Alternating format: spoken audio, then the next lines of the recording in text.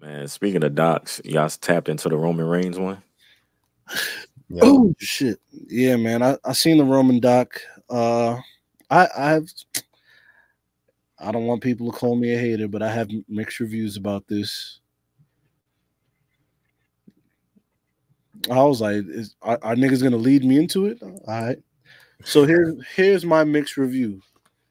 One, my first question that came to mind: why is Roman getting a biography, a legend biography, and he's still wrestling? You feel me? I was like, bro, son ain't even a legend yet. He is, but it's like, bro, come on. To me, it's like, bro, you why are we doing this so early? Then I thought about it and I was like, well, a lot of people got docs during their career, you know what I'm saying, while they were still wrestling.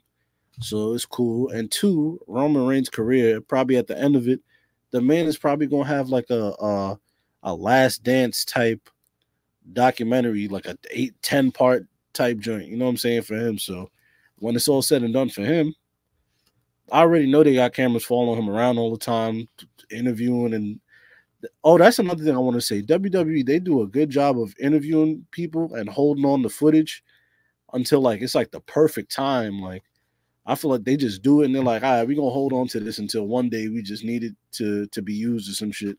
And all Fam, of they had an interview from his brother that he's never heard of before.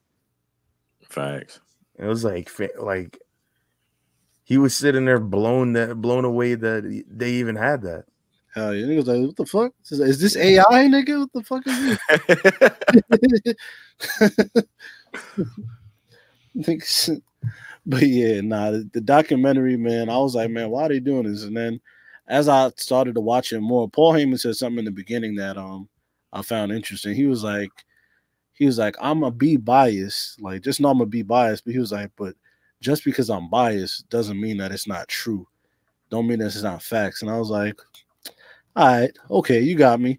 So I'm watching it, and the whole time I'm like, bro, this is some propaganda. So I'm like, this looked like some propaganda for WrestleMania 40. Like, I was like, this is what this looked like. This don't. I mean, granted, does it play into the biography, the legend shit? Absolutely, but it's all of it is basically telling the Roman story of why like he's ill and why you feel me, why he deserves to continue to be champion. You know what I'm saying? And I found myself making that case while I was watching. I was like, damn, bro did have to go through the mud a little bit. You know what I'm saying? Because I thought about it. I was like, all right, WrestleMania, what was it? WrestleMania 31, right? You face Brock Lesnar, Seth Rollins cashes in, takes your shine. All right, what is what it is. Pay it forward. Cool. WrestleMania after that, 32. I faced the Undertaker. The match is terrible. You feel me? Like this is a stinker of a match. But that's not his fault though. It's Undertaker that nigga can't move. His hips is hurting. He's old. The nigga's fat. All right, chalk it up. It is what it is. Wash our hands with it. All right. WrestleMania 33. Is it 33? I feel like you're one WrestleMania off with all of these. Okay, so 31 was what? Let me do my homework. 31 was definitely the cash in. 32 was Dallas. Who did he face in Dallas? Was that not Undertaker? He faced Triple.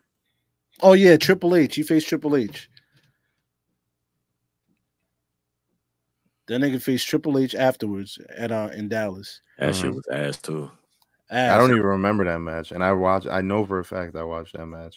Yeah, I don't see. That's why I'm having a hard time because that shit I deleted it in my memory. You know what I'm saying? So 32 is Triple H, trash. 33 Undertaker, garbage. Nigga Undertaker fat, can't move, all that. Boom. 34, he's facing Brock Lesnar again. You think he's about to win? The nigga don't win. Nigga Brock Lesnar pause, ground and pounding this nigga, bust his head open and shit. All right, that's when Brock Lesnar walk in the back and chuck that the championship at Vince McMahon head. That heavy ass championship too. I'm gonna get that nigga CTE. So cool. All right, 34, we lose. 35. I don't even think he was at 35. Cause wait, was he at 35? Let me see. 35 was Drew. 36 absent. Okay, so yeah. Nigga was supposed to face Goldberg, 37 Edge. So yeah, so here's where it gets. So all these years, this nigga's losing at WrestleMania, going through the mud and shit like that. Come COVID, you feel me? He had to went through the leukemia thing, got to give the title up. It's a whole bunch of shit. And then COVID time comes. The nigga's like, yo, I'm gonna walk away because I don't, I don't want to get sick, risk my family life, risk my life. Cool. He goes away, and then he comes back as the nigga that we all want him to be. You know what I'm saying? Like, it's like, all right, same thing. Like, this nigga, he's tapping into his character. This is who we want to, this is what we want from Roman Reigns. He wins the championship. And it's like all that shit from before them, like 4 or 5 years that he had to go through. It's like, all right, you paid your dues. Now this is the culmination of all of that. It's like, all right, you went through the mud. Here's your reward for going through the mud. You know what I'm saying? It's also what he wanted to, though. Yeah. Like, not only did we want it, he in the documentary, he's like, yo, I wanted this from when the Shield broke up. Like, if the Shield was gonna break up, he didn't want to be a babyface because he said it didn't make any sense. And it didn't. Like, looking back, it's fucking wild that it took them this long.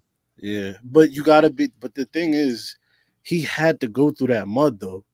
You know what I'm saying? Like, bro, you gotta be forged in fire. You know what I'm saying? Mm-hmm.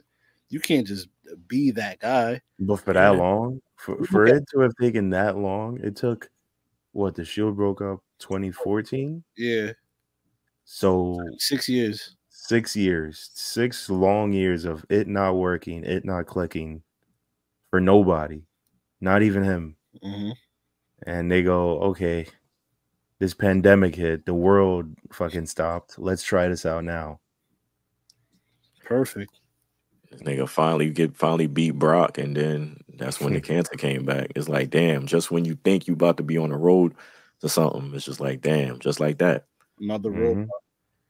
But yeah, bro, that's I thought the documentary, as much as I thought it was propaganda, it was pretty ill too to watch.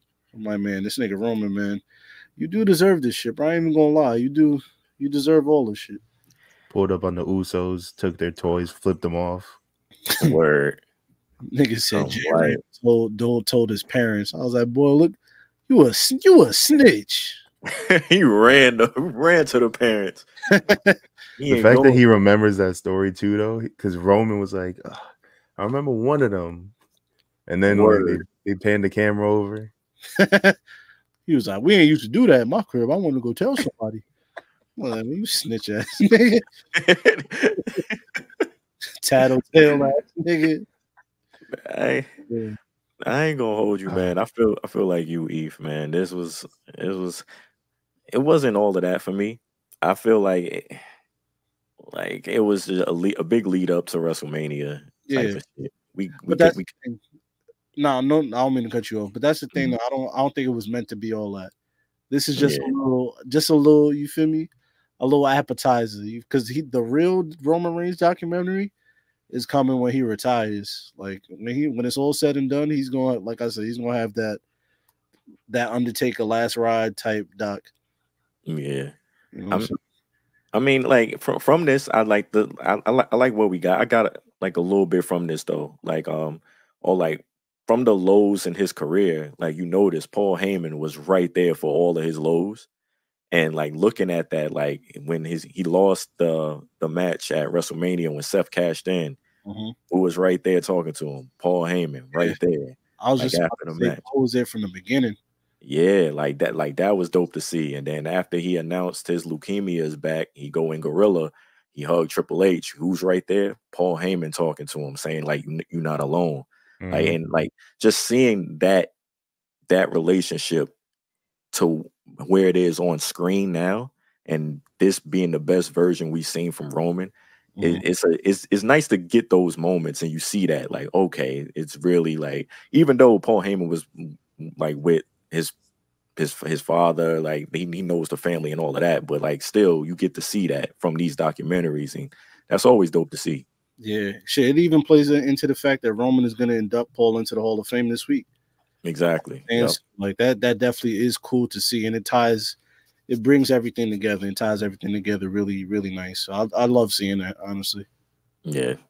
Yep. Same.